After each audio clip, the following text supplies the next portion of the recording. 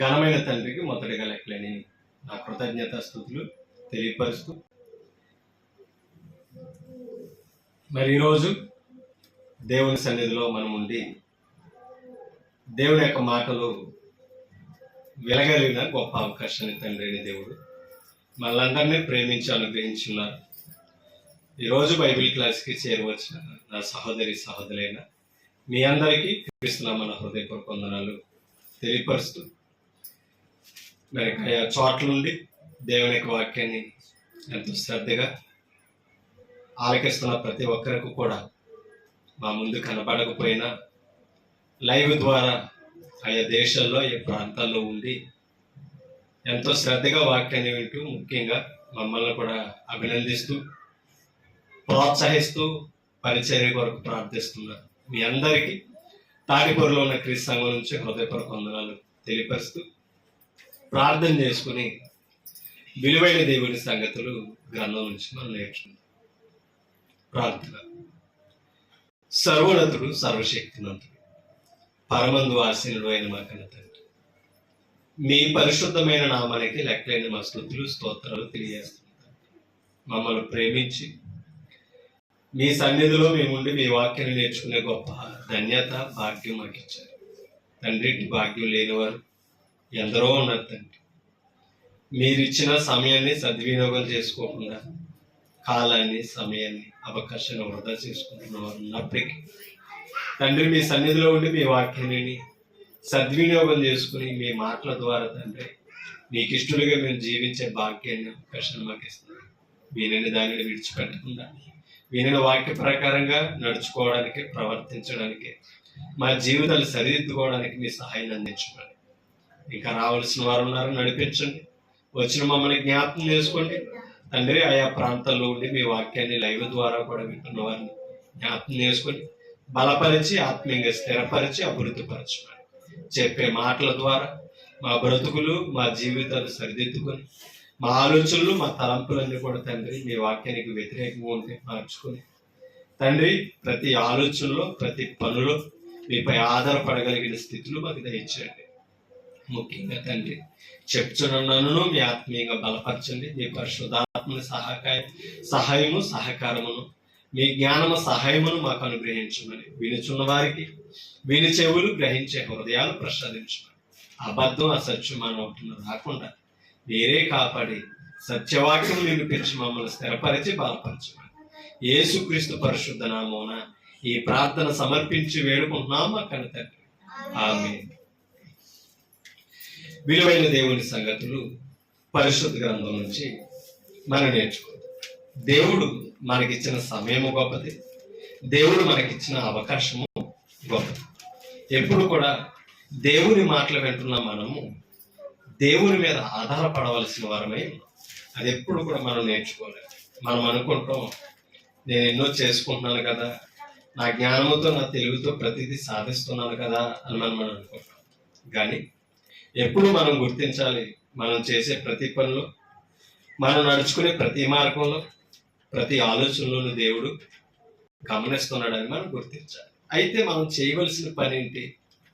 ఆయన ఎరగని లోకం మనకి ఇష్టం వచ్చినట్టుగా వారు నడుస్తూ, వారు ఆలోచిస్తూ ప్రవర్తిస్తారు. కానీ దేవుని ఎరిగిన మనం, దేవుని బిడ్డలుగా ప్రవర్తిస్తున్న మనం ఎప్పుడు కూడా దేవుణ్ణి గుర్తించుకోవాల్సిన అవసరం మనందరి మీద ఉంది. అయితే మనం నడిచే ప్రతి నడత, పాట, మనం చేసే ప్రతి పని, ప్రయత్నంలో, ప్రతి ఆలోచనలోనూ మనం దైవానికి అనుసంధానంగా ఉండాలని, దేవునికి దగ్గరగా ఉండాలని, మన అభిప్రాయాలు కూడా దేవునికి అనుకూలంగా ఉండాలని గ్రంథం చెప్తుంది. ఒక మాట మీకు చూపిస్తాను. ద్వితీయోపదేశ కాలంలోనికి మనం వెళ్ళినట్లయితే ద్వితీయోపదేశ కాలంలో ఒక వచనాన్ని మనం చదువుతాం. 12వ అధ్యాయం ద్వితీయోపదేశ కాలం 18వ వచనాన్ని ఒకసారి మనం చదువుతాం.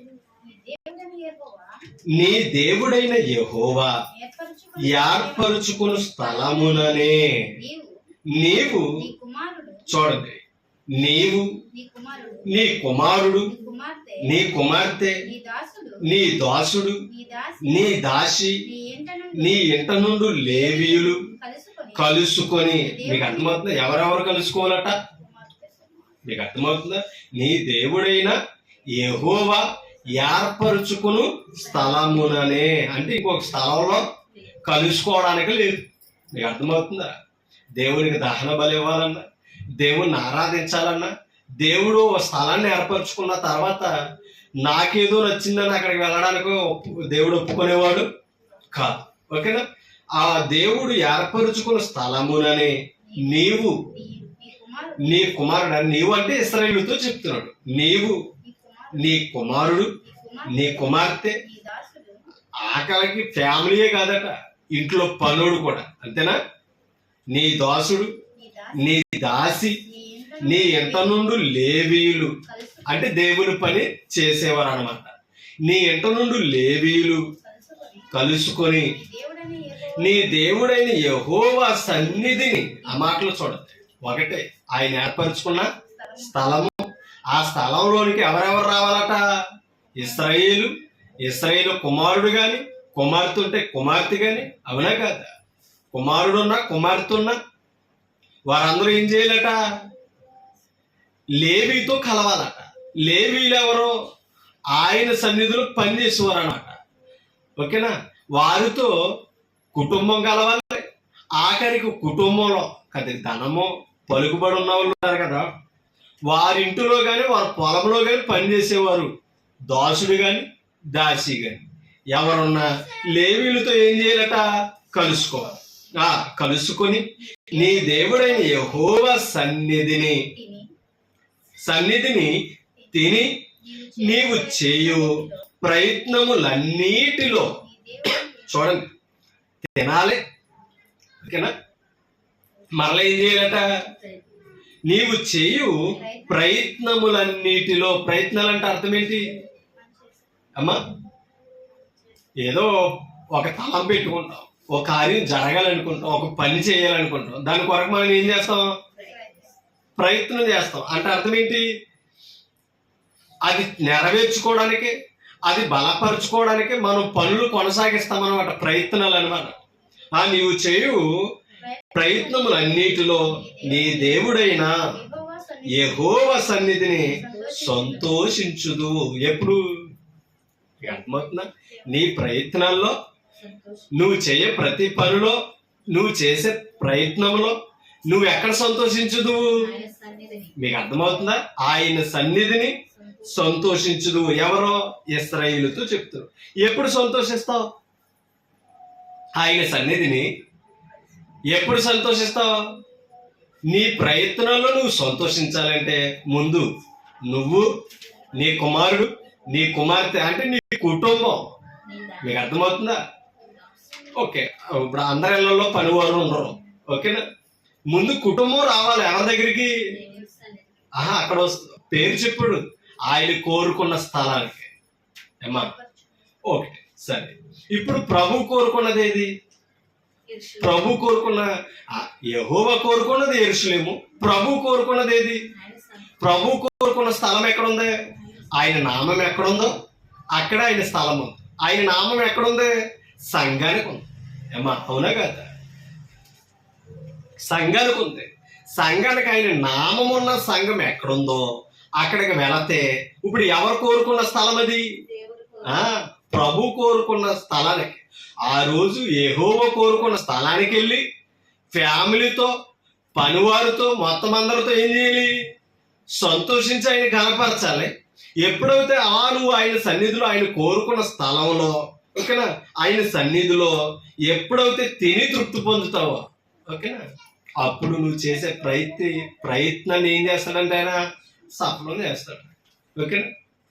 అంటే ఇప్పుడు ఆయన మన పనిలో, మన ఆహారంలో, మన కుటుంబంలో ఎప్పుడు కూడా ఆయన సన్నిధి కోరుకోవాలి. అప్పుడు నువ్వేం చేస్తావన్నాడు? అన్నాడు సంతోషించుదు. యెహోవా సన్నిధిని సంతోషించుదు. ఎందుకని? ప్రయత్నాలన్నీ నెరవేర్చిన వాడు ఎవరో? దేవుడు కనుక. సమూయేలు మొదటి గ్రంథంలోనికి వెళ్తాం. సమూయేలు మొదటి గ్రంథం 19. సమూయేలు మొదటి గ్రంథము 19వ అధ్యాయం.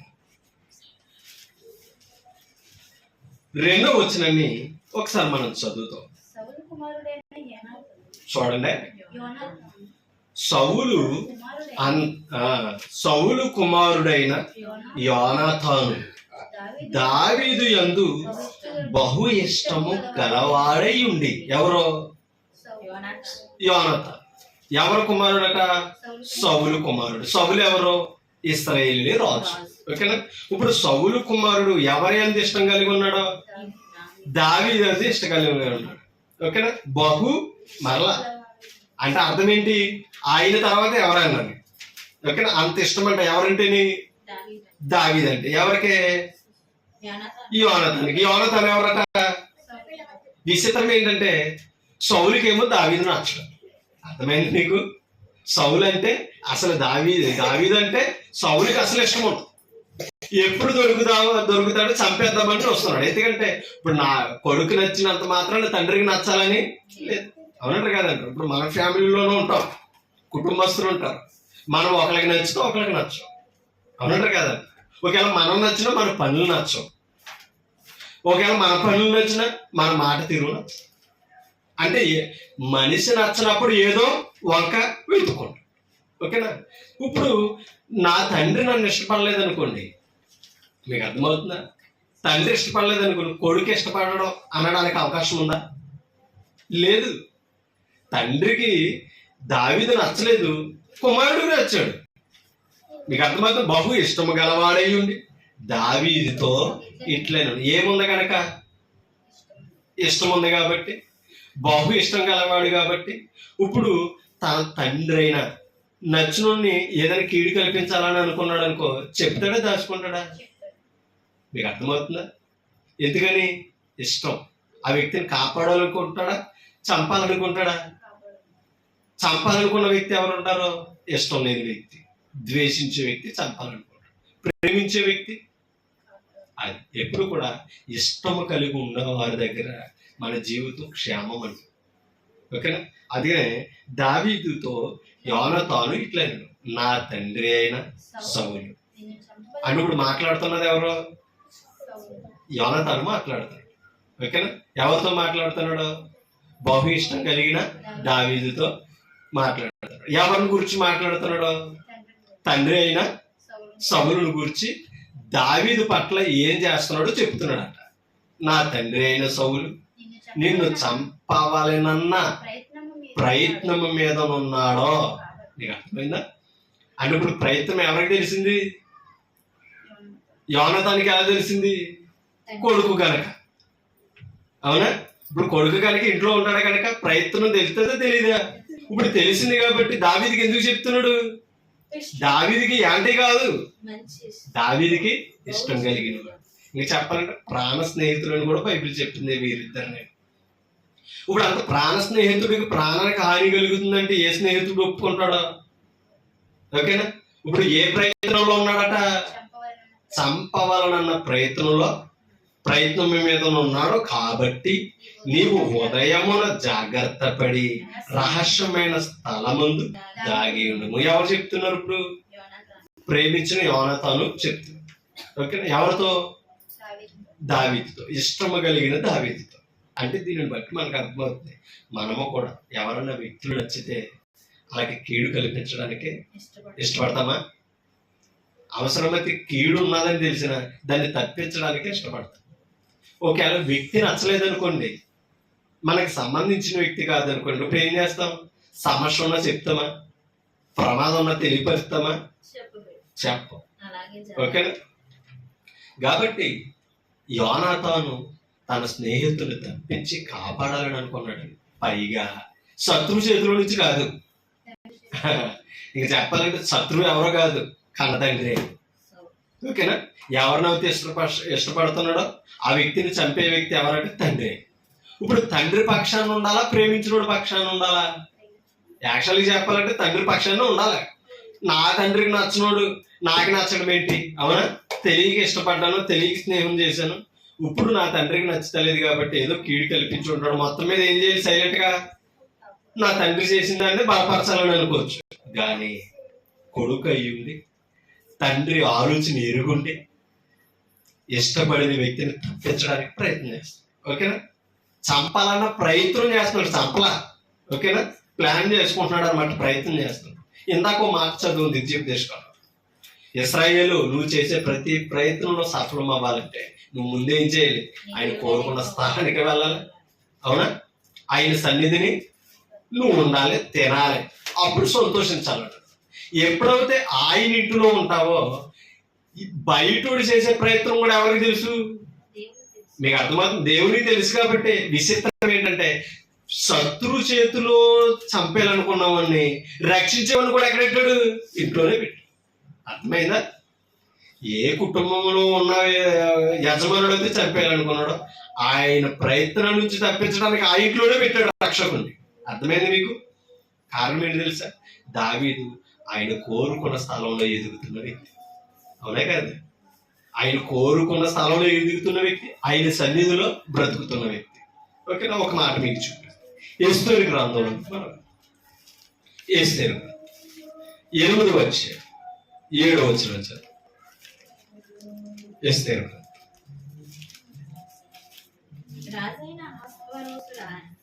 చూడండి, 8వ అధ్యాయం 7వ వచనం. రాజైన అహస్వేరోషు రాణి అయిన ఎస్తేరునకు యూదుడైన మొర్దెకైకిని అహస్వేరోషు రాజు చెప్పేస్తున్నాడట. ఎవరితో?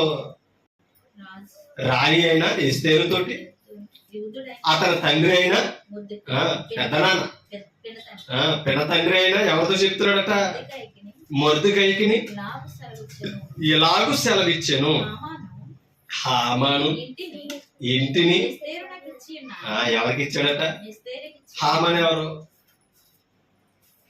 యూదులని మొర్దెకైకిని చంపాలన్న ప్రయత్నం మీద ఉంటున్న వ్యక్తి.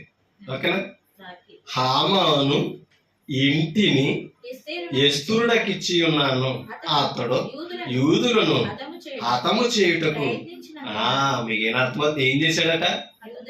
ఎంత ప్రయత్నం చేశాడు తెలుసండి? ప్రయత్నము చేసినందున అతడు ఉరికొయ్యి మీద ఉరి తీయబడేను. మీకేనా అర్థమవుతుందా? ఉరి తీయబడేను అని ప్రమాణం చేసి ఉంగరం చూపి తాగి సంతకం ఉంగరంతో చేసి ఇచ్చేయడట. ఎవరికే? ఎస్తేరుకి ఇచ్చేయడట రాజు. అప్పుడు దాకా ఎస్తేరుకి మొర్దెకైకి ఆ దేశంలో ఉన్న యూదులందరికీ భయముతోటే బ్రతుకుతున్నారు. కానీ ఆశ ఏంటంటే దేవుడు. ఓకేనా అమ్మా? ఎంత ప్రాణభయములో శత్రువు ప్రాణాలు తీసే ప్రయత్నంలో ఉన్నప్పుడు, ఇంకా చెప్పాలంటే శత్రువుల చేతులు బానిసలుగా ఉన్నప్పుడు ఎవరో యూదులు ఎక్కడ కూడా భయపడ్డారు, కానీ దేవుని మట్టికి విడిచిపెట్టలేదు. వీళ్ళకి లీడర్ ఎవరంటే మొర్దెకై. ఆయన ఉపవాసం అంటే ఉపవాసం అంటాం, బూడిదలో కూర్చోమంటే బూడిదలో కూర్చో. వీరేం చేస్తున్నారో లోపల, ఓకేనా, కోటలో ఉన్న రాణి అని ఇస్తే కూడా అదే చేయడం. ఓకేనా? దానికి సమయం వచ్చింది. ఆ సమయంలో ఆ విషయాన్ని అంతా కూడా తెలియపరిచిన రాజుకి. ఇప్పుడు రాజు ఎస్తేరుతో మొర్దెకైతో చెప్తున్నాడు, హామాను ఇంటిని మీకు ఇచ్చేశారు. అతడు అందరిని చంపాలన్న ప్రయత్నం చేసి ఉన్నాడు కనుక ఆఖరికి ఆయన ఏమవ్వాలి?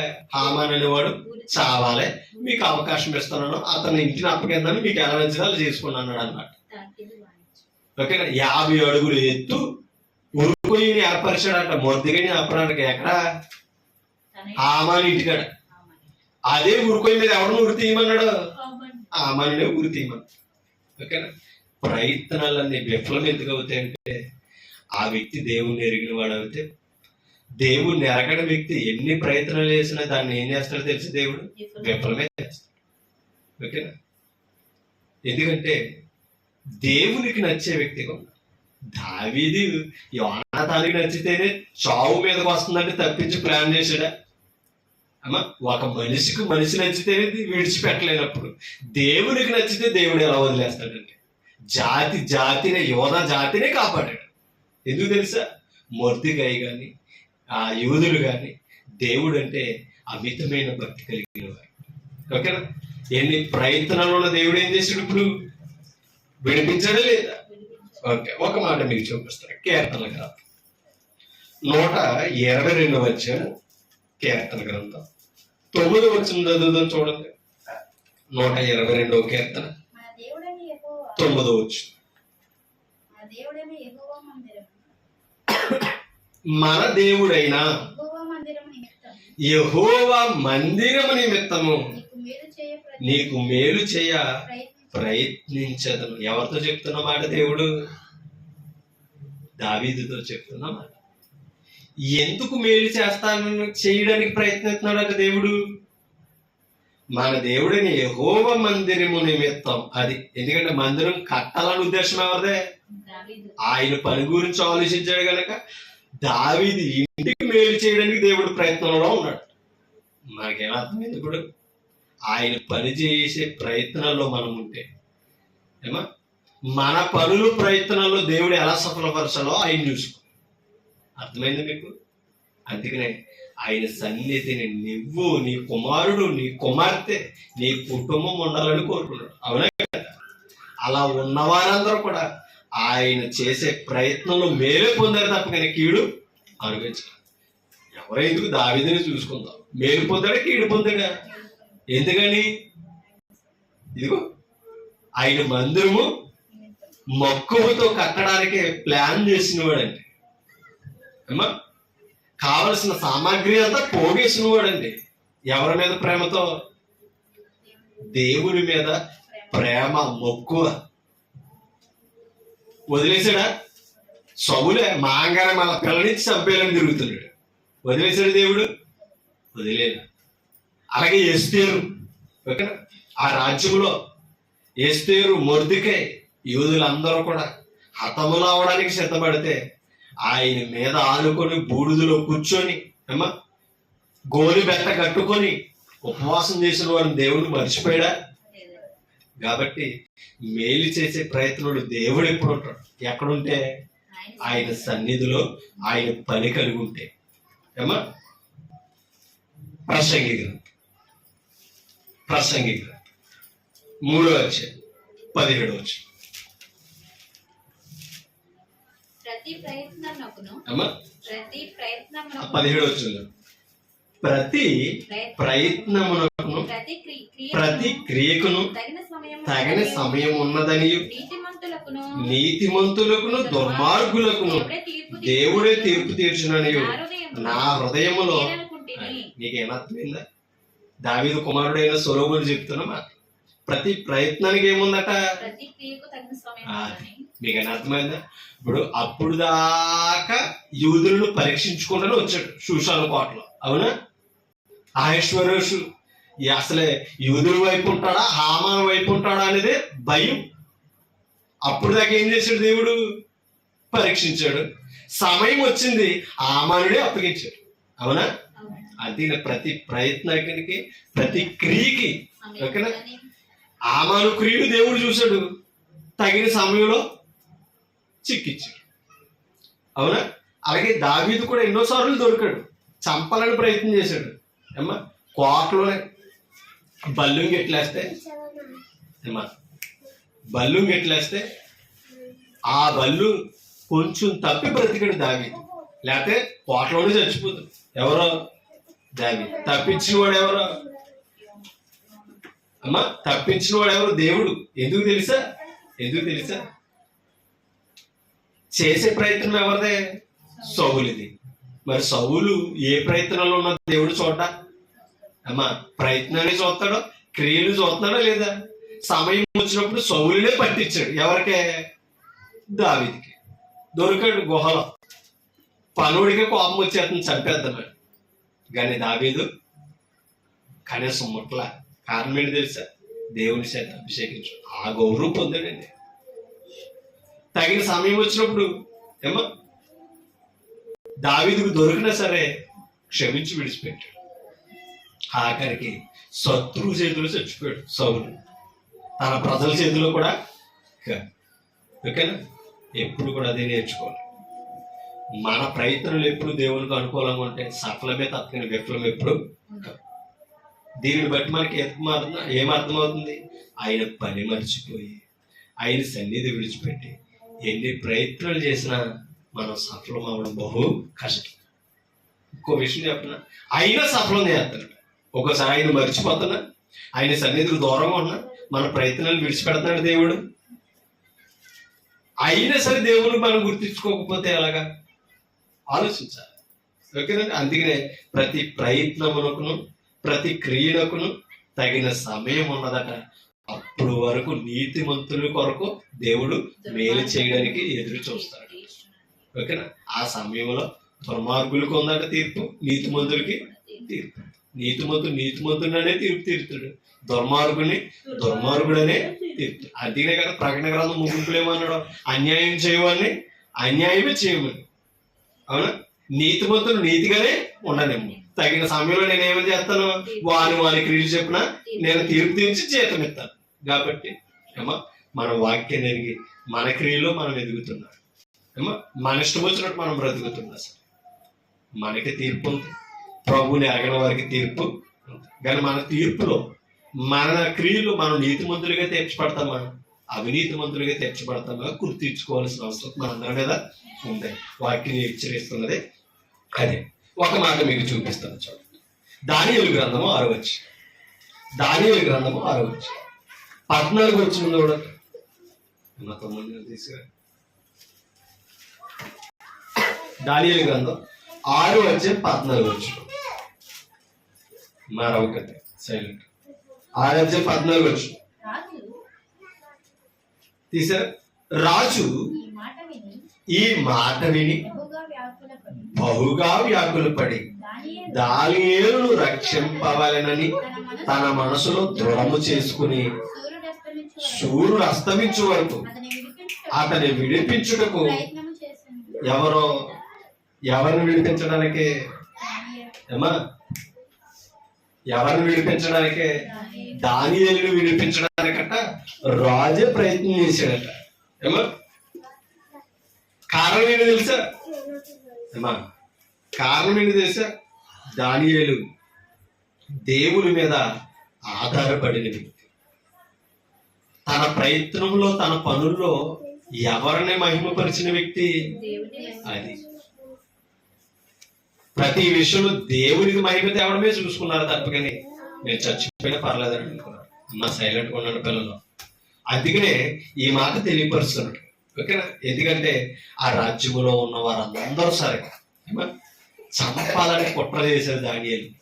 కానీ విచిత్రం ఏంటి తెలుసా? ఎవరైతే సంతకం చేశారు అమ్మా, ఎవరైతే ముద్ర వేశారో ఆ రాజే బ్రతికించడానికి ప్రయత్నం చేస్తున్నాడంట. ఎవరిని? దానియేలు బ్రతికించడానికి ప్రయత్నం చేస్తూ ఆ దినమంతా నాట్యశాలను ఆఫ్ చేసి భోజనం చేయకుండా దిగులుతో ఉన్నాడట రాత్రి. ఎప్పుడు ఉదయం అవుతుందా అనేసి శత్రువు అయిన వాడే ప్రార్థన చేశాడని. ఎవరికే? కారణం ఏంటి తెలుసా? దైవ భక్తి కలిగిన వ్యక్తి. అది మీరైనా సరే, దానియేలు అయినా సరే, అదైనా సరే. ఓకే. ఎప్పుడు కూడా మనం ఏం చేయాలట? దైవ మనసు కలిగి ఉండాలి, దైవ యోచనలు కలిగి ఉండాలి. శత్రువులు ఉంటారు, మనల్ని పాడు చేసేవారు మన చుట్టూరు ఉంటారు, మన మీద నెపాలు మోసేవారు మన చుట్టూరు ఉంటారండి, మనం చంపాలని ప్రయత్నం చేసేవారు మన చుట్టూరు ఎప్పుడు. కానీ మనం తెలుసుకోవాల్సిన ఒకటే, మన పక్షాన్ని దేవుడు ఉంటే చాలు. అదే కదా రోమపత్రికలో చెప్పుడు, దేవుడు మన పక్షమున ఉండగా మనకు విరోధి ఎవరు? అవునే కదా. ఇంకో విషయం చెప్పిన, రాజ్యం అంతా దానియేలుకి వ్యతిరేకంగా ఉంటే ఎవరైతే అధికారం కలిగి ఉన్నాడో ఆ రాజు ఒకడు ఎవరి వైపు ఉన్నాడో? దానియేలు వైపు. కాబట్టి బ్రతికించాడు. బ్రతికించమని దేవుణ్ణి రాజు ప్రార్థన చేసాడంటే అది దానియేలు భక్తి అంత గొప్పదో చూడాలి. అందుకని అన్నాడు ప్రతి దానికి ఏముంది? సమయం ఉంది. సమయం దాకా కుట్ర చేయనిచ్చాడు. సమయం వచ్చింది లొంగాడు. ఆ సమయం వచ్చింది దొరికేశాడు. మొత్తం మీద సింహాల బోన్లో వేసేసి అడ్డు తొలగించేద్దామని అనుకున్నారు. ఎక్కడైతే ప్రమాదం ఉందో ఆ సమయంలో నీతిమంతుడి క్రియలను బట్టి అక్కడే పట్టుకున్నాడు దేవుడు. వదిలేశాడా? అది అక్కడ దాకా దానియేలు ఏం చేస్తానే ఉన్నాడు? పరీక్షిస్తానే ఉన్నాడా లేదా? పరీక్షించాడు. ఆ పరీక్షలో నేను నెగ్గపోయిన పర్లా, దేవుని పక్షంగానే చచ్చిపోతానని అనేసి ఆ సింహాల గుహల్లో కూడా వెళ్ళిపోయాడు. నష్టపోయాడా? అది తగిన సమయంలో నీతిమంతుని ఎరిగిన వాడు దేవుడు. ఒక మాట మీకు చూపిస్తాను. యోహాను సువార్త 5:18. యోహాను సువార్త 5:18. ఆయన విశ్రాంతి దినచారని చూడండి, ఆయన అంటే యేసుక్రీస్తు విశ్రాంతి దినాచారము మీరుట మాత్రమే అంటే యూదుడు ఏం చేయకూడదు? విశ్రాంతి దినాన్ని ఏదైతే చేయకూడదో వద్దని గ్రంథం చెప్తుందో చేయకూడదు. చేస్తే మీరుడు వ్యక్తి అంట. మీరు ఆ దినాచారము విశ్రాంతి దినాచారము మీరుటమే మాత్రమే గాక దేవుడు దేవుడు తన తన సొంత తండ్రి అని చెప్పి తన తను దేవునితో సమానునిగా చేసుకున్నాను. ఎవరో యేసుక్రీస్తు దేవుడు నా తండ్రి అన్నాడట. ఎవరో యేసు ప్రభు ఆ మాట అనగానే యూదులకి అది నచ్చలేదట. మనుషులు అయ్యుండు తండ్రి నా దేవుడు అంటావా అంటే ఇప్పుడు తండ్రి దేవుడు తన సొంత తండ్రితో చేసుకున్నాడు. నీకు అర్థమవుతుందా? దేవుడినని చెప్పి తన సొంత తండ్రిగా భావించుకుండడంలో అస్సలు నచ్చలేదట. ఎవరికే? యూదులు. ఆయన నా తండ్రి అని చెప్పినందుకు యేసు ప్రభు తండ్రితో సమానుడు అయ్యాడట. తండ్రితో సమానుడిగా అదే దేవునితో సమానుడిగా చేసుకొను గనుక ఇందు నిమిత్తమును యూదులు ఆయనను ఎవరిని? యేసు ప్రభుని దినాచారము మీరు విశ్రాంతి దినమును మీరడట. 2 దేవుడు తన సొంత తండ్రిని చెప్పుకున్నందుకు తండ్రితో ఆ క్రీస్తు సమానుడిగా చేసుకున్నాడని గుర్తించి యూదులు ఏం చేశారట? ఇందు నిమిత్తము యూదులు ఆయనను చంపవలెనని మరీ ఎక్కువగా ప్రయత్నం చేశారు. అది మనుషులు కాదండి ప్రయత్నం చేయడం, భక్తులు కాదు, సాక్షాత్ దేవుని కుమారుడైన క్రీస్తునే, ఓకేనా, దేవునినే చంప ప్రయత్నం చేశారట. మీకు అర్థమవుతుందా? అలాంటిది మనల్ని చంపే వాళ్ళు ఉంటారు, మనల్ని అవమానపరిచే వాళ్ళు ఉంటారు, మళ్ళీ చెక్కు పెట్టాలని ప్రయత్నం చేసేవాళ్ళు ఎప్పటికప్పుడు ఉంటారు. మీకు అర్థమవుతుందా? కానీ విచిత్రం ఏంటంటే ఆ ప్రయత్నాలు దేవుని పక్షంగా మనం ఉండాలి, దేవుని చేయి పట్టుకొని ఉండాలి. ఎంతమంది చంపాలని రాజ్యాలే కుట్ర చేశాడు, అవునా? కానీ యేసు ప్రభుని తండ్రి వదిలేశాడా? ఎందుకని? ఎప్పుడు ఆయన చెయ్య క్రీస్తు వదలలేదు. కానీ ఆయన పనిలోనే ఉన్నాడు, ఆయన చిత్తాన్ని నెరవేర్చడానికే బ్రతుకుతున్నాడు అమ్మా. కాబట్టి ఆయన స్థలాన్ని ఆయన సన్నిధిని వెతికే వ్యక్తి ఎప్పుడు కూడా నష్టపోయే అవకాశం మన లోపల ఎంతకాలం బ్రతికిన దేవుని సన్నిధిని విడిచిపెట్టు. ఆయన పని మానేయడం, ఆయన పని మానేయడమే, ఆయన సన్నిధి విడిచిపెట్టడమే ఆయన సయ్యి వదిలేయడం. మీకు అర్థమవుతుందా? ఎప్పుడైతే ఆయనకు దూరంగా ఉన్నామో దుష్టుడు మన పట్ల ప్రబలపోతాడు, అవునా కదా? మనం బలహీనం అవుతాం, దుష్టుడు ఏమవుతాడు? బలవంతుడు. అది దేవుని దగ్గర ఉన్నాం అనుకో, దుష్టుడు ఎంత బలవంతుడైనా దేవుని కంటే బలవంతుడు కాదు. మీకు అర్థమవుతుందా? ఎందుకంటే ఆశ్వరోషు చట్టాన్నే మార్చాడండి, అవునా? ఆ కుట్ర తెలుసుకొని మరలా ముద్రేసి ఆ గ్రంథాన్ని తాకిది ఎవరికి ఇచ్చేసాడు? ఎస్తేరికి ఇచ్చేసాడు. దేనిని బట్టి? వారు చేసిన ఉపవాస ప్రార్థన, వారు దేవుని ఎందుంచిన భక్తి. కాబట్టి కొన్నిసార్లు వాళ్ళు మర్చిపోయిన వారికి పెద్దగా ఎవరున్నారంటే మొర్దెకై ఉన్నాడు. ఎప్పుడు కూడా హెచ్చరికలు మర్చిపోకూడదండి, హెచ్చరిస్తూనే ఉన్నాడు. అలాగే మన జీవితంలో కూడా ఎప్పుడు వాక్యం హెచ్చరిస్తున్నప్పుడు మర్చిపోకూడదు. సేవకుడు వాక్యం చెప్తున్నప్పుడు అవి మనకు తగిలిన నొప్పి కలిగిన దేవుడు నన్ను మేలుకొలుపుతున్నాడు ఈ పాఠం ద్వారా, ఈ వాక్యం ద్వారా మనం గ్రహించుకున్నప్పుడు దేవుణ్ణి దేవునికి అనుకూలంగా జీవిస్తాం. యేసు ప్రభుని చంప ప్రయత్నించారంటే భక్తుడు సామాన్యుడే కదా ఆయన ముందు ఆలోచించాడు, ఓకేనా? ఒకసారి 12వ అధ్యాయంలోకి వెళ్తాం. ఇదే యోహాను సువార్త 19వ వచనం చూడండి. 12వ అధ్యాయం 19వ వచనం.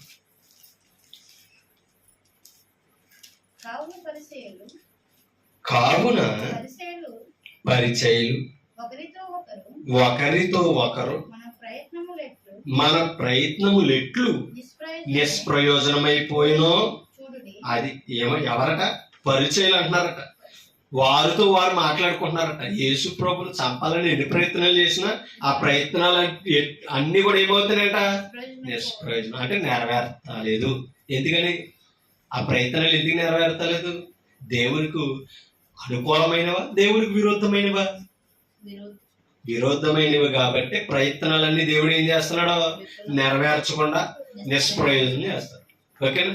మరి దావీదు ప్రయత్నం ఎందుకు నెరవేరింది అమ్మా? దావీదు ప్రయత్నాన్ని దేవుడు ఎందుకు నెరవేర్చాడు?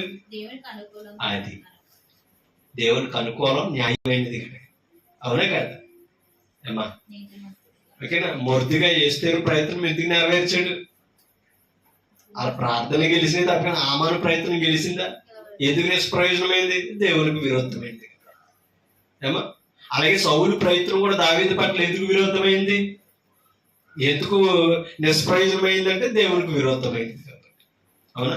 అలాగే యూదులందరూ యేసు ప్రభుని చంపాలని చూసారా లేదా? చంపాలని వెతుకుతుంటే ఆ ప్రయత్నాలు దేవుడు ఏం చేస్తున్నాడట? ఎందుకు నిష్ప్రయోజనం చేస్తున్నాడో అది దేవుని చిత్తం కాదు. వారు కుట్రగా చేస్తున్నారు కనుక దేవుడు నిష్ప్రయోజనం చేస్తున్నాడు. అందుకని అంటున్నారు, మన ప్రయత్నములు ఎట్లు నిష్ప్రయోజనమైపోయినో చూడుడి, ఇదిగో లోకము ఆయన వెంట పోవచ్చున్నదని చెప్పుకుంటున్నారు. వాళ్ళ బాధ ఏంటనుకుంటున్నారు? ప్రభు వాక్యమని వారు వెనకాల వెళ్ళిపోతున్నారు. మరి వీళ్ళకి ఎందుకు బాధ? వీళ్ళని వదిలేస్తున్నారు. వీళ్ళు వదిలేసారనుకోండి వీళ్ళ జీవనోపాధి ఉండదు. నిజంగా గ్రంథాన్ని ఎరిగిన వారైతే ఎవరో వైపు తిప్పాలి? ప్రజలని ప్రభు వైపు తిప్పాలి. ఇవాళ సువార్థికులు కూడా ఎవరి వైపు నడిపించాలి? ప్రభు వైపు నడిపించాలి. వాక్యం అయితే చెప్తున్నా తక్కువ ఆ వెనకాలని తిప్పుకుంటున్నారు. మీకు అర్థమవుతున్నా? సంఘాలను ఏం చేస్తున్నారు అనుకున్నారో? సువార్థికులు వెనకాల తిప్పుకుంటున్నారు. కారణం ఏంటి తెలుసా? వాళ్ళే గొప్పవారు. అసలు గొప్పతనం ఎవరిదే? సువార్త అప్పగించిన ప్రభువుది గొప్ప. అది సువార్థికుడు గుర్తించాలి. ఆయన మనిషిపై వ్యవహరించినప్పుడు ఎవరు జ్ఞాపం చేసుకోవాలి? సంఘమైన జ్ఞాపం చేసుకోవాలి. ప్రభువుని గొప్ప చేయాలి, సువార్థికుని గొప్ప చేస్తున్నానంటే ఆయన తర్వాత ఏదైనా. ఓకేనా? ఇంకో విషయం చెప్పనా? మేము ప్రభువుని గొప్ప చేసామనుకోండి, మమ్మల్ని హెచ్చించేవాడు దేవుడు. ఆయన పక్కనటి మేము హెచ్చింపబడ్డామనుకోండి, ఎలా తగ్గించాలో ఆయనకి తెలుసు. అది తెలిసినా సరే సంఘం గుర్తించలేదనుకోండి, సంఘం హెచ్చరించలేదనుకోండి, సంఘాన్ని సువార్థికులు కూడా ఎలా తగ్గించాలో ప్రభుకి తెలుసు. తను తగ్గించుకున్నవాడు ఏమవుతాడు? ఒకవేళ మనం హెచ్చించుకుంటే ఆయన తగ్గిస్తాడు. దేవుడు తగ్గించాడు అనుకోండి, ఎవరో లేపలేరు. మనం తగ్గించుకున్నాం అనుకోండి, ఎవరు అనిద్దామని ఆయన లేపుతాడు. కాబట్టి మన ప్రవర్తన మీద ఆధారపడి. ఓకేనా? కాబట్టి అక్కడ చెప్తున్నాడు అన్నమాట, మన ప్రయత్నాలు ఎట్లు నిష్ప్రయోజనమైనవి, ప్రభు వైపు తిరుగుతున్నారు, వాస్తవాలు తెలుసుకున్నారనే భయం. కాబట్టి వాళ్ళ క్రీస్తు సంఘం అంటే ప్రతి సువార్థికుడికి, ప్రతి ఒక్కరికి భయమే. ఎందుకు తెలుసా? వాస్తవాలు అర్థమవుతాయి. అమ్మా, వాస్తవాలు తెలిస్తే ఇప్పుడు సంఘాలను వదిలి క్రీస్తు సంఘం వైపు వెళ్తారనే క్రీస్తు సంఘంలో లేని బాధ ఎంతకాలంగా అప్పుడుకుంటారు. మీకు అర్థమవుతుందా? ఎన్ని ప్రయత్నాలు చేసినా సత్యనాపం ఎవరి తరం కాదు. ప్రభువునే చంపేయాలనుకున్నది అపవాది, తరమైందా? కాబట్టి ప్రభు విజయవంతుడండి. ప్రభు వాక్యం విజయమే తప్పిన అపజయము. కాబట్టి ఓడిపోయేది మనమే, వాక్యము. మన పక్షంగా వాక్యం గెలిస్తే మనం గెలిచినట్టు. అది మన జీవితంలో నెరవేరాలంటే సత్యవంతుడిగా మనం ఉండాలి. ఒక మాట మీకు చూపిస్తాం. అపోస్తలుల కార్యములు 16:6 చూడండి. 16:6 అపోస్తలుల కార్యములు. ఆసియాలో వాక్యము చెప్పకూడదని పరిశుద్ధాత్మ ఎవరిని ఆటంకపరిచిందంట?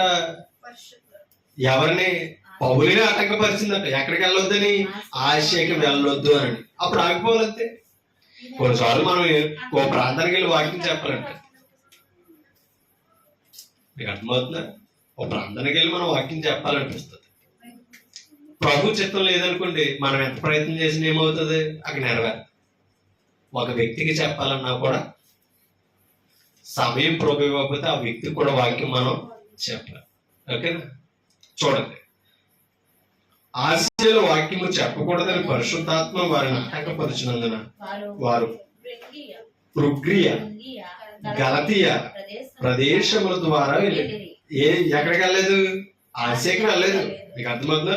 ఫ్రుగ్రియ, గలతీయ ప్రాంతముల ద్వారా వెళ్ళింది.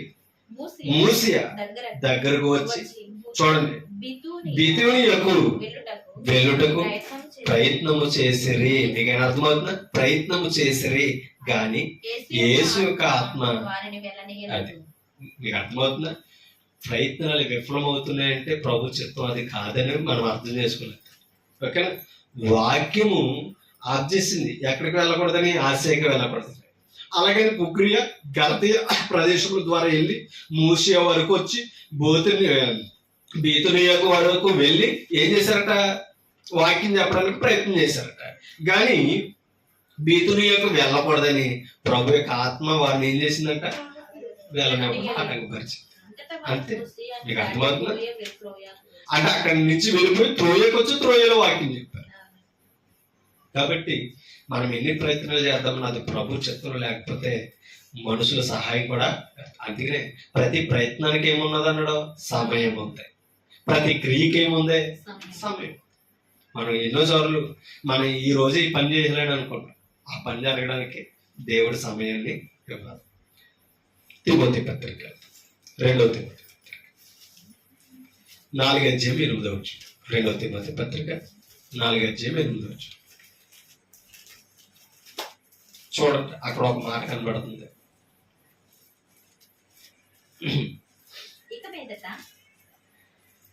ఇక మీదట నా కొరకు నీతి కిరీటం ఉంచబడి ఉన్నది.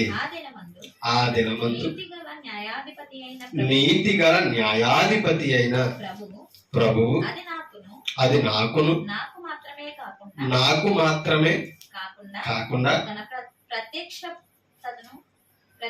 తన ప్రత్యక్షతను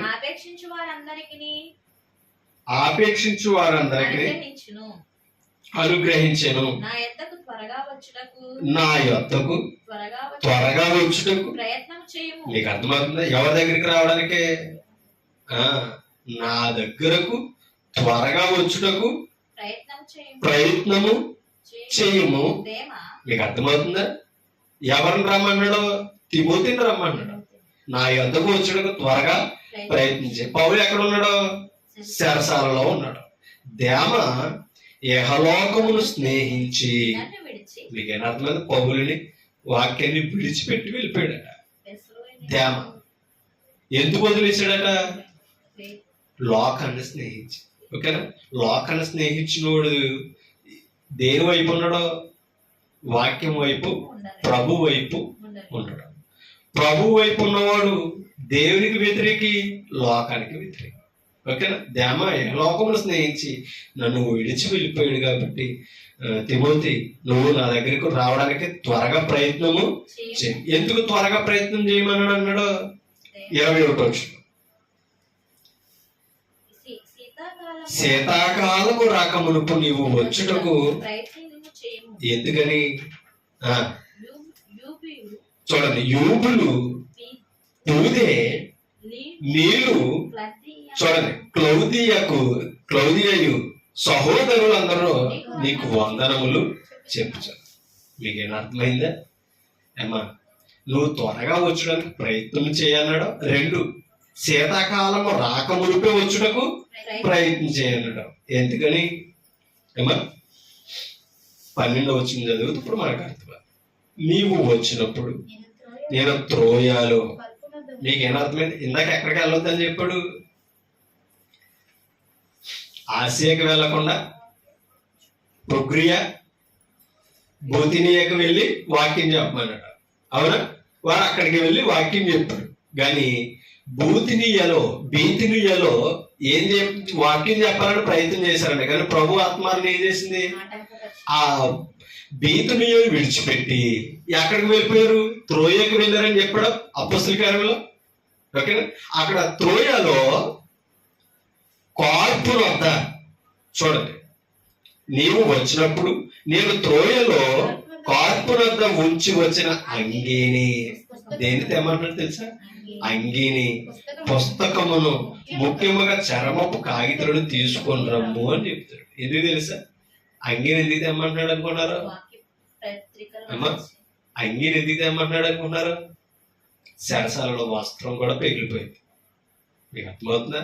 అది శీతాకాలం రాకముందే నువ్వు రావడానికే త్వరపడు, ప్రయత్నం చేయని చెప్తాడు. అమ్మా, వస్త్రహీనులు, ఆకలి దప్పులుండి, శరసాలలో ఉండి ఎవరి కొరకు ప్రయాసపడుతున్నారు? దేవుని కొరకు. ప్రభు కొరకు. మన ప్రయాసలు ఎవరి కొరకు? మన కొరకు, కుటుంబాల కొరకు. అది వద్దనని అంటారా? కనీసం మనకి ఇచ్చిన ఆయుష్ కాలంలో, జీవితంలో, దేవుడి ఇచ్చిన బ్రతుకులో ప్రభు కొరకు మన ప్రయత్నం వెళ్తున్నాయి. వీరి పడిన కష్టాలు మనం పడమంటారా?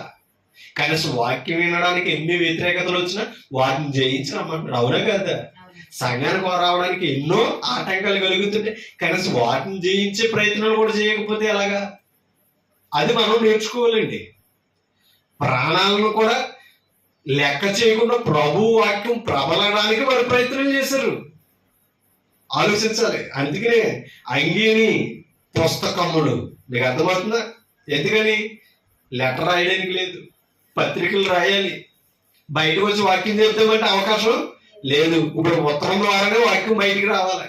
అది పుస్తకములను, ముఖ్యంగా చర్మపు కాగితాలను తీసుకుంటారు అని చెప్పాడు. ఎందుకని? ఈ పత్రికలన్నీ బయటికి వెళ్ళాలి. పౌలు మనసులో ఉన్న సువార్త అంతా ప్రబలం అవ్వాలి. కాబట్టి ఆయన చెప్పలేని, ఆయన వెళ్ళలేని ప్రదేశానికి ఎలా పంపించాడు? పత్రిక రూపంలో పంపించేశాడు. ఓకేనా? అలా పంపించిన ప్రదేశాలే 14 పత్రికలు. ఎక్కడుండి రాశాడు అనుకున్నారు? చెరసాలలో ఉండి రాశాడు. ఆలోచించాడు ఏమా? అన్ని చెరసాలలో ఉండి చలికి, ఆకలికి తట్టుకోలేని పరిస్థితిలో ఉన్న వారి ఆవేదన వాక్యం వరకే ఉందో తప్ప కానీ ఏమా ఆఖరికి వాక్యం చెప్పాలని వ్యతిరేక స్థలాలకు వెళ్ళిన పరిశుద్ధాత్మను ఆప్తేనిగా ఆగలేదా? అవే కదా? కాబట్టి ప్రభు చిత్తం సామాన్యమైనది కాదు. ప్రభు పనిని, సువార్త పనిని ఎరిగిన వారు ఇప్పుడు కూడా అలాగే ఉంటారండి. ఒక మాట మీకు చూద్దాం. ఏప్రిల్కి రాసిన పత్రిక 12వ అధ్యాయం 14వ వచనం. ఏప్రిల్ పత్రిక 12వ అధ్యాయం 14వ వచనం చదువు. ఏప్రిల్ పత్రిక 12వ అధ్యాయం 14వ వచనం. అందరితోనూ సమాధానము పరిశుద్ధతయు కలిగి ఉండుటకు. అది వారి ప్రయాస ఎందుకు తెలుసా? పౌలు ఎందుకు పాటు పడుతున్నాడు తెలుసా? ఏమ్మా, ఆఖరికి ఆ జైల్లో ఉండి కూడా కాగితాలు ఎందుకు తెమ్మన్నాడు తెలుసా? అందరూ ఎలా ఉండాలని? సమాధానం అంటే అర్థం ఏంటి? మాట్లాడుకోవడం కాదు, వాక్యముతో ఐక్యమై ఉండాలి. అది వాక్యములో సమాధానం ఉండాలి. నువ్వో వాక్యము నేనో వాక్యం పట్టుకుని వెళ్ళడం కాదు. నువ్వు నచ్చిన మార్గం నువ్వు వెళ్ళడం, నేను నచ్చిన మార్గం నేను వెళ్ళడం. ఆ ఒక్కటే ప్రభు కోరుకున్న ఒక్కటే ఆ స్థలం. ఇందాకన్నాడు కదా అమ్మా, ద్వితీయోపదేశకాండంలో చెప్పాడా లేదా? నేను కోరుకున్న స్థలానికే, నా సన్నిధికే నువ్వు వెళ్ళి అక్కడ తిని అర్పించాలి. అవునా? అక్కడే నువ్వు సంతోషించాలి. అప్పుడు నీ ప్రయత్నాలు నెరవేరుస్తాను. ఇప్పుడు ఆయన కోరుకున్న స్థలం ఏది? ప్రభువు కోరుకున్న నామం, ఆయన స్వరక్తం ఇచ్చి సంపాదించిన సంఘం. ఆ సంఘాన్ని స్థాపించడానికి, సంఘ సువార్త ప్రబలం అవ్వడానికి ప్రాణాలు కూడా పరంగా పెట్టారు. ఓకేనా? మేము చనిపోయినా ఏమి ఎదజల్లాలి? సువార్త అని సమాధానం జరగాలి. వాక్యం వెళ్ళిన ప్రతి చోట, ప్రతి ప్రదేశంలో ఏముంటుంది? సమాధానం ఉంటుంది. సమాధానం ఉన్న చోట ఏముంది? అది ఇక అర్థమైందా? ఇప్పుడు వాక్యం ఎందుకు ప్రబలాలన్నాడు తెలుసా పౌలు? సమాధానం కోసం. సమాధానం ఉన్న అక్కడ ఏముంటది? అంతేను. ఇప్పుడు మనం వాక్యంతో ఏం కలిగి ఉండాలి? సమాధానం కలిగి ఉండాలి. వాక్యంతో సమాధానం పడితే వాక్యం మనల్ని ఏం చేస్తుంది? పరిశుద్ధపరుస్తుంది. కాబట్టి ప్రయత్నం కలిగి ఉండాలట. సమాధానానికి, పరిశుద్ధతకి ఏం కలిగి ఉండాలంటే మనం చెప్పాలి. చూడండి, పరిశుద్ధత, సమాధానమును అందరితో, అంటే సంఘంలో ఉన్న విశ్వాసంతో సమాధానమును పరిశుద్ధతయు కలిగి ఉండుటకు. అంటే ఇప్పుడు ఒక విశ్వాసి యొక్క ప్రయత్నం ఏంటనుకుంటున్నారు? ఒకటి, పరిశుద్ధులతో సమాధానం కలిగి ఉండాలి. ప్రభు ఎదుట మనం పరిశుద్ధత కలిగి ఉండాలి. మన ప్రయాస అదే. మన ప్రయత్నాలు వేటి కొరకు? కుటుంబాన్ని పోషించుకోవాలని ఎంత ప్రయత్నం చేస్తున్నాం? అవునా కదా? ఉన్నత స్థాయికి వెళ్ళాలని ఎంత ప్రయత్నం చేస్తున్నాం? మనకంటే గొప్పవారిగా మన బిడ్డలు ఉంచాలని ఎన్ని ప్రయత్నాలు చేస్తున్నాం? కాబట్టి అదే మనకు బ్రతికిచ్చిన దేవుని ఎదుట సమాధాన పడుటకు ఎంత ప్రయత్నం చేస్తున్నాం? మనకిచ్చిన బాప్తిస్మం ద్వారా రక్షణ, పరిశుద్ధత ఇచ్చాడే, అది కాపాడుకోవడానికి ఎంత ప్రయత్నం చేస్తున్నాం? అది మనం కలిగి ఉండవలసిందే. ఏమా, ప్రయత్నించుడి, పరిశుద్ధత లేకుండా ఎవడనో. ఎన్ని ప్రయత్నాలు చేసినా పరిశుద్ధత లేకపోతే, సమాధానం మనకు వాక్యం ఇస్తున్నప్పుడు దాన్ని సమాధాన పరుచుకోకపోతే ఎవరిని చూడలేదు. అది ప్రభువుని చూడడానికి మనకి ఏం అవసరం? పరిశుద్ధత అవసరం. పరిశుద్ధత మనలో ఎదగడానికి ఏం అవసరం? సమాధానం అవసరం. సమాధానం కలిగి ఉండడానికి ఏం అవసరం? సంఘం అవసరం. ఎందుకు తెలుసా? సంఘములోనే సమాధాన సువార్త ప్రకటించుకో. అవునే కదా? అయితే అన్నిటికీ ఏమున్నది అన్నాడు? సమయం ఉన్నది. అవునా? ప్రతి పనికి, ప్రతి ప్రయత్నానికి, ప్రతి క్రియకి ఏమున్నది అన్నాడు? అది అంటే మన ప్రయత్నం ఎప్పుడు దేవుని సన్నిధికి రావడానికే ఉండాలి. ఓకేనా? ఇప్పుడు ఇది మంగళవారం వస్తుంది. ఇప్పుడు ఎవరు పనికి వెళ్ళాలన్నా ప్రయత్నం చేయాలి. అది పొద్దున్నుంచి మనం ఎన్ని ప్రయత్నాలు చేస్తున్నామో ప్రభువు పని కొరకు అదే ప్రయత్నం. అంతేకాదు ఏమా మనం దేవుని పని చేయడం క్రియ. అవునా? దానికి కూడా దేవుడు మనకి సమయం ఇస్తున్నప్పుడు సద్వినియోగం చేసుకోవాలి. యోధ పత్రిక ఈ మాట చదువుకుని మనం ముగించుకుందాం. యోధ పత్రిక 1:3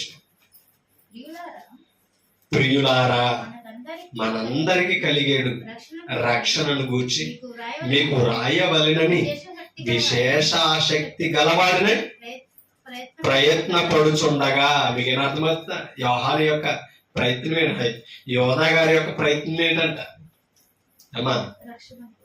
యేసు సహోదరుడైన యోధా ఈ పత్రిక రాస్తుంటారు. ఆయన ప్రయత్నం దేని కొరకంట? మనందరికీ కలిగేడు రక్షణను గూర్చి మీకు రాయవలనని విశేష ఆసక్తి గలవాడినాయి.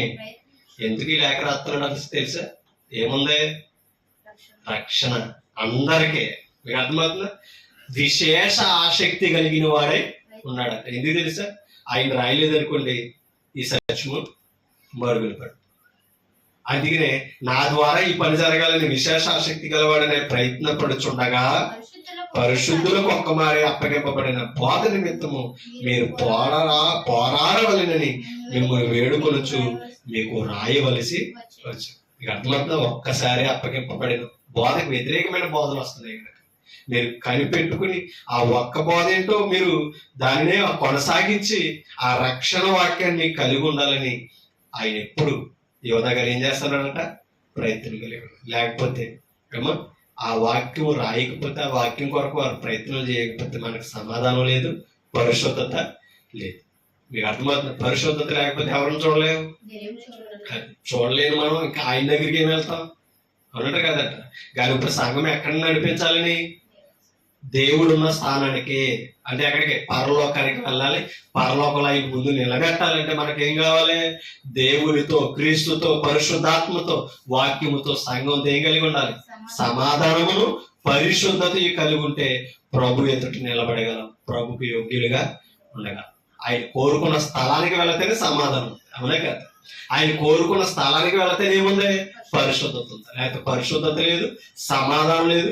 ఈ రెండు లేకపోతే ప్రభు ఎదుట మనకు చోటు లేదు. కాబట్టి ఎప్పుడు సమాధానం కలిగి ఉందో, ప్రతి ప్రయత్నానికి సమయం ఉందని ఎలా చెప్తున్నాడు ఏమో. ఎంతో మంది భక్తులను చంపాలన్న ప్రయత్నం చేశారు. అవునే కదా? ప్రాణాలు తీయాలని ప్రయత్నాలు చేశారు. కానీ భక్తుల ప్రయత్నాలు ఏంటంటే, నేను చనిపోయినా దేవునికి మహిమ తేవాలి, నేను చనిపోయినా ఆయన మాటలో వెదజల్లాలి. అలా ప్రయత్నాలు అవి ప్రయత్నం చేశారు, అవి సఫలమైన. ఆ ప్రయత్నంలో ప్రాణాలు కోల్పోయినా మనకు సమాధాన సువార్తను ఇచ్చారు. కలిగి ఉందాం. మనం కూడా ఏం చేయాలంటే, మన రక్షణ, మన సమాధానం కాపాడుకుంటూ మనం ఏం చేయాలంటే అనేకులను సమాధాన పరచాలని నన్ను నేను హెచ్చరించుకుంటూ మిమ్మల్ని హెచ్చరిస్తాం. ఓపిక మీ అందరికీ హృదయపూర్వక వందనాలు తెలియజేస్తున్నాను. Thank you.